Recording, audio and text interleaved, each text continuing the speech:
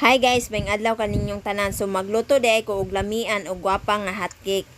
So una naatay 1/2 kilo of all-purpose flour tapos 3 tablespoon of baking powder. Ato na siyang i-mix. Pagkahuman 1/4 kilo of white sugar tapos nanatay 3 large eggs nga gi-mix tapos mag-add tag 1 can evap milk tapos katong itlog atong gi-mix. So i-mix lang nato na siya tanan.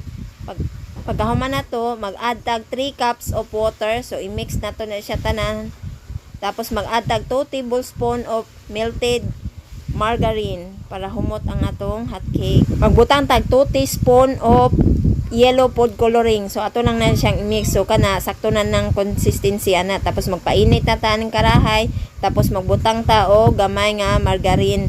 Tapos ilunod na nato na ang atong mixture. 1/3 cup di ang akong gibutang para pantay ang pagka circle or pagkahimo nato. So kana siya. Manay first na akong gluto tapos magluto na putag ikaduha.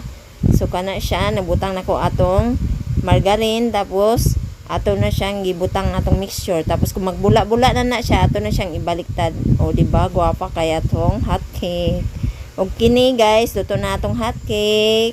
Sibutang na nato sa plato.